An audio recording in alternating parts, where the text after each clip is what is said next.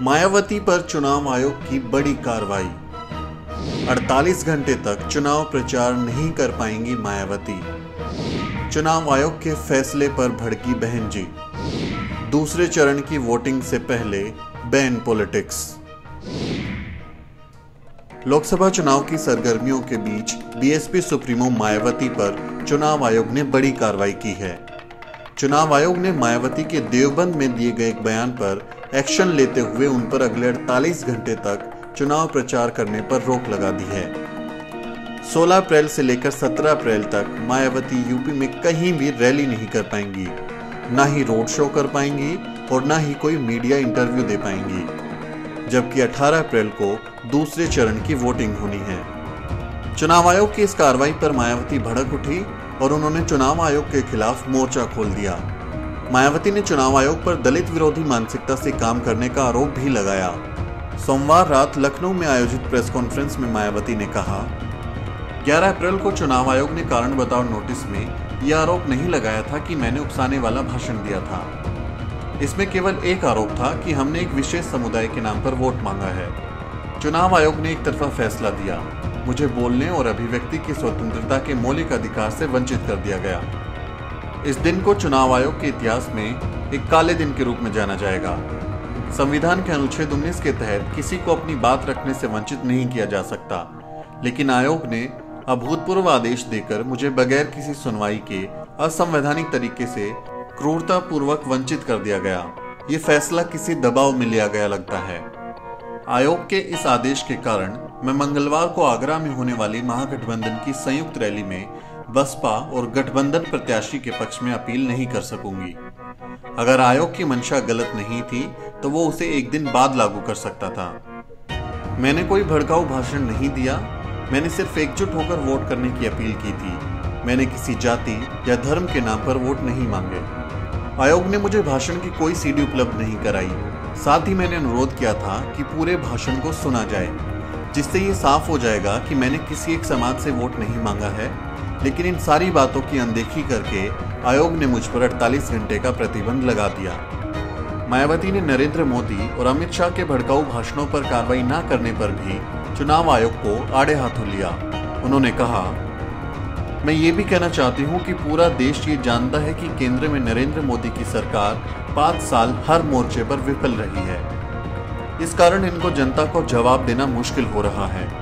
इसलिए बीजेपी जनता की धार्मिक भावना को भड़काने का पूरा प्रयास करती है और इसीलिए यूपी के सीएम योगी आदित्यनाथ ने अली और बजरंगबली का नाम लेकर लोगों को बांटने का प्रयास किया था। लोग इससे गुमराह भी होने लगे थे। ऐसे में मैंने अपनी एक सभा में सिर्फ इसका जिक्र किया था। मायावती ने अपने समर्थकों से यह भी अपील की कि वो प्रस्तावित रैलियों में बड़ी संख्या में पहुंचे और महागठबंधन के बाकी साथियों यानी अखिलेश यादव और अजीत सिंह के विचारों को सुने। मायावती ने समर्थकों से एकजुट होने और किसी के बहकावे में न आने की बात भी कही है। दरअसल देवबंद की रैली में मायावती ने मुस्लिम समाज से अपील की थी कि वो अपना वोट गठबंधन के अलावा किसी और को देकर बर्बाद न करें, क्योंकि बीजेपी को सिर्फ महागठबंधन ही हरा सकता है। आइए आपको मायावती का वो पूरा बयान भी सुनाते हैं जिस पर पूरा विवाद मचा हुआ है। इसके साथ ही गठबंधन के लोगों को यहाँ मैं ये भी सावधान करना चाहूंगी, पूर्व की तरह इस चुनाव में भी यहाँ विरोधी पार्टियों द्वारा पर्दे के पीछे से बनवाए गए विभिन्न संगठनों व पार्टियों के जरिए इनके खड़े किए गए उम्मीदवारों को भी अपना वोट इन्हें अपने यार दोस्त, रिश्ते नातों व जाति बिरादरी आदि के चक्कर में भी पड़कर इनको कतई भी देकर खराब नहीं करना है, वरना फिर इसका थोड़ा बहुत लाभ यहाँ विरोधी पार्टियों को जरूर मिल सकता है। और इस संबंध में मैं खास तौर से पश्चिमी उत्तर प्रदेश के लोगों को, पश्चिमी उत्तर प्रदेश में आप लोगों को ये मालूम है कि यहाँ सर्व समाज के लोग रहते हैं, सभी धर्मों के लोग रहते हैं, लेकिन यहाँ पर पश्चिमी यूपी में और खासकर आपके सहारनपुर मंडल में, मेरठ मंडल में, मुरादाबाद मंडल में, बरेली मंडल में, ये कुछ ऐसे मंडल हैं जिन मंडलों में तो मुस्लिम समाज की आबादी काफ़ी ज़्यादा है। मुस्लिम समाज की आबादी काफ़ी ज़्यादा है। मेरा खासकर इस चुनाव में मुस्लिम समाज के लोगों को ये कहना है, आप लोगों को मैं ये सावधान करना चाहती हूँ और आप लोगों को भी मालूम है कि पूरे उत्तर प्रदेश में कांग्रेस पार्टी इस लायक नहीं है कि वो भारतीय जनता पार्टी को टक्कर दे सके। गठबंधन ही इस लायक है कि वो भारतीय जनता पार्टी को टक्कर दे सकता है। इसलिए मैं खास तौर से मुस्लिम समाज के लोगों को ये कहना सावधान करना चाहती हूँ। इस बात का एहसास कांग्रेस को भी है, लेकिन कांग्रेस पार्टी ने मुझे ये जानने के लिए मिला है, कांग्रेस पार्टी ये मानकर चल रही है हम जीते या ना जीते लेकिन गठबंधन नहीं जीतना चाहिए। तो इसलिए कांग्रेस पार्टी ने, जो मुझे रिपोर्ट मिल रही है, ज़्यादातर कांग्रेस पार्टी ने तो जगह जगह ऐसी जाति और ऐसे धर्मों के लोगों को खड़ा किया है जिससे भारतीय जनता पार्टी को फायदा पहुंच जाए। तो इसलिए मैं मुस्लिम समाज के लोगों को ये कहना चाहती हूँ, मैं ज़्यादा दूर की बात आप लोगों के सामने नहीं रख रही हूँ, मैं सहारनपुर लोकसभा की सीट की बात आपके सामने रख रही हूँ।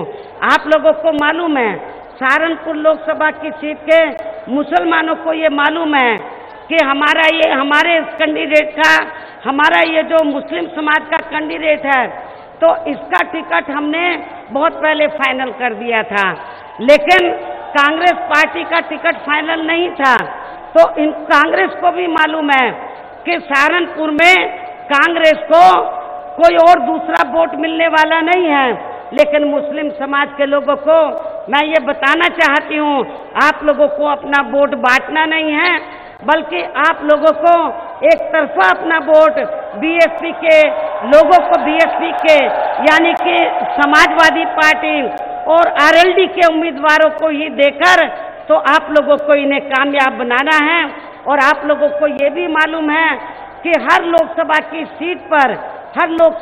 सीट पर काफ़ी बड़ी तादाद में बीएसपी का बेस वोट है और अब तो समाजवादी पार्टी के लोग भी मैदान में उतर पड़े हैं, हमारे जाट भाई भी मैदान पे उतर पड़े हैं, सर्व समाज के लोग मैदान में उतर पड़े हैं।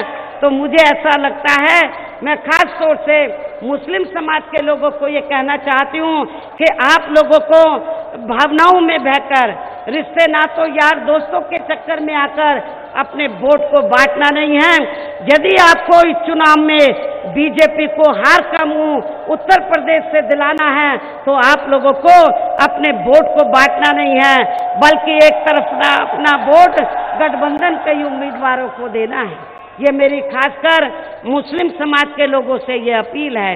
इस प्रकार यहाँ गठबंधन के लोगों को ये सभी सावधानियां बरतकर पहले इस लोकसभा आम चुनाव में बीजेपी को केंद्र की सत्ता में आने से रोकना है और फिर इसके बाद आगे चलकर इस पार्टी को उत्तर प्रदेश की सत्ता में भी आने से जरूर रोकना है। उत्तर प्रदेश से भी तो मोदी के साथ साथ योगी को भी भगाना होगा आपको।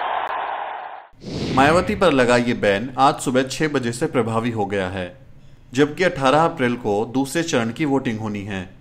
दूसरे चरण में यूपी की 8 सीटों पर वोटिंग होगी। अलीगढ़, अमरोहा, बुलंदशहर, हाथरस, मथुरा, आगरा, फतेहपुर सीकरी और नगीना लोकसभा सीटों के मतदाता अपना प्रतिनिधि चुनेंगे। लेकिन इतने अहम वक्त पर मायावती पर हुई ये कार्रवाई कई सवाल खड़े कर रही है। सवाल पूछा जा रहा है कि जब मायावती के बयानों से परेशानी है तो फिर मोदी और शाह पर मेहरबानी क्यों की जा रही है। आप देख रहे हैं द शूद्र। बहुजन समाज से जुड़ी तमाम खबरों को जानने के लिए सब्सक्राइब करें हमारा चैनल और बेल आइकन को प्रेस करना ना भूलें ताकि हमारे नए वीडियो की जानकारी आप तक सबसे पहले पहुंच सके।